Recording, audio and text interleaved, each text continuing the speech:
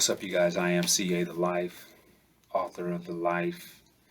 Pretty good book. Give you some pointers on how to be more effective in the dating game, using sales tactics, and teaching you seductive traits. All right. We're in our last episode of Maximum Influence by Kurt Mortensen, book review. Last episode. Today's chapter is called The Law of Scarcity. The Law of Scarcity. Get anyone to take immediate action. Get anyone to take immediate action. And Jim Rohn says, without a sense of urgency, desire loses its value. All right, so we're talking about persuasion and how to be more influential and persuasive.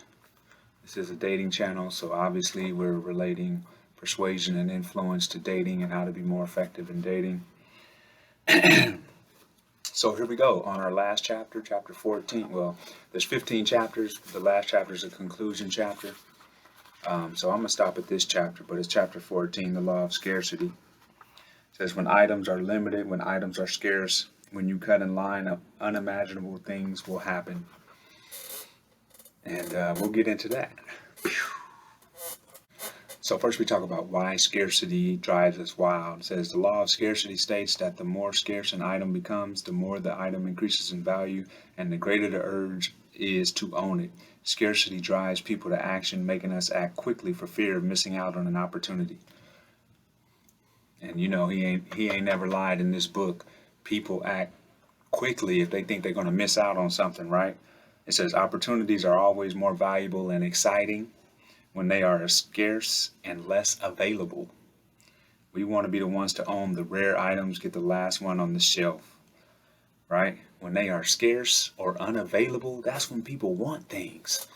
Now, how can we apply this to dating? Well, make yourself more scarce, make yourself more unavailable, and that should drive up your worth, according to the law of scarcity, right? Whenever choice is limited or threatened, we humans need to get a piece of the limited commodity, making us want it and crave it all the more. Scarcity increases the value, it says, of any product or service, but it also increases your value, right?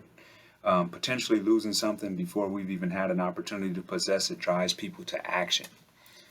All right, so how can you make yourself more scarce? How can you make yourself more unavailable, in order to increase your value? How can you do that? The threat of potential loss. Anytime people fear their freedom to choose, think, or act is being restricted, they will attempt to restore that freedom. We ironically are psychologically driven to latch on to the very thing that we fear will be restricted. So if we're running out of toilet tissue because it's COVID, we got to go buy more toilet tissue. If the gas prices are raising tomorrow, we got to go fill up on gas.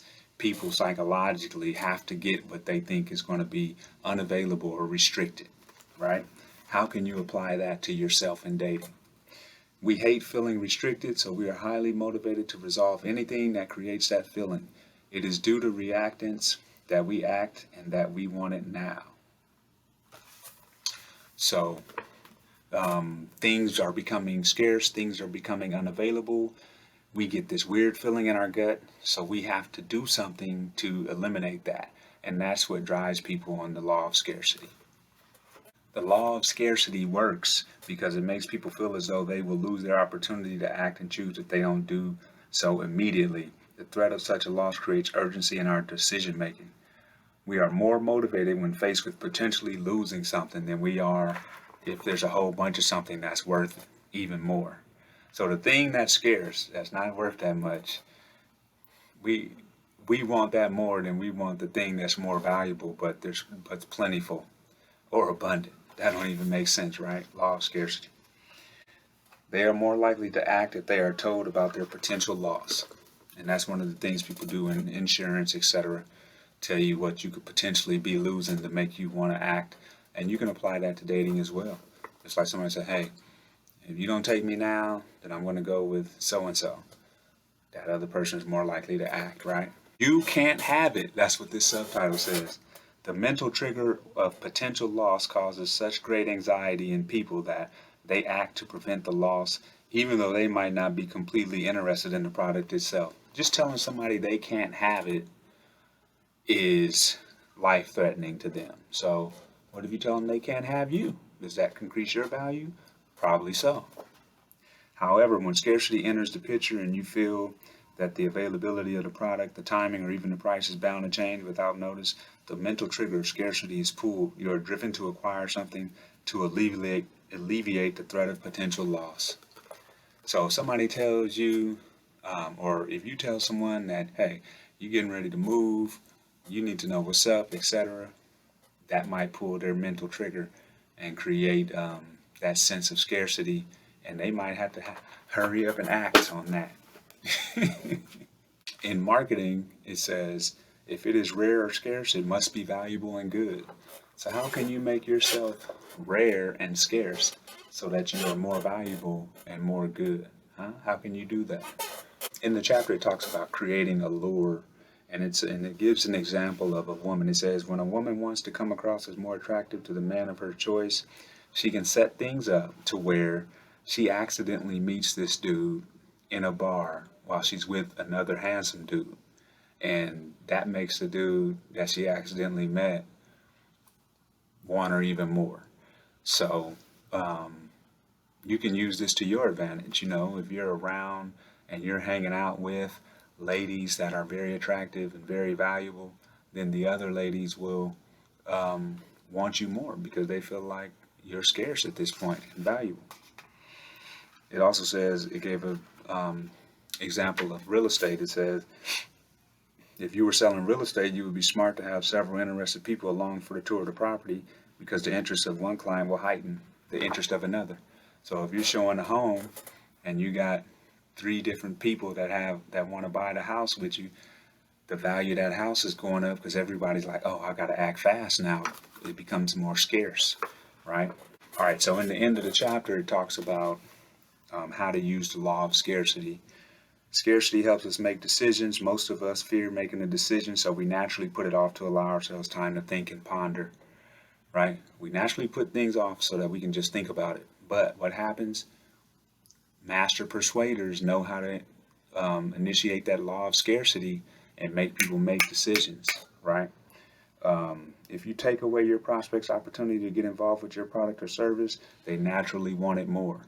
So if you start doing the takeaway close, I'm getting ready to move, I don't have much time, if you don't call me by this day, whatever, value goes up. When you want to increase the impact of your scarcity and adapt it to different personalities, make sure you buffer your scarcity with some type of reward.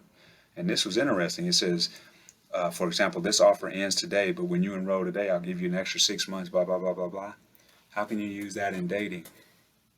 Hey, if you don't call me by this day, then just lose my number. But if you do call me by this day, I'll take you out to wherever you want to go, blah, blah, blah. So scarcity plus reward. Think about that. It says, to create scarcity, be sure you have at least one of these elements firmly in place. At least one of these elements firmly in place. Here we go. Number 1, deadline. Give your prospects a deadline or a point of no return.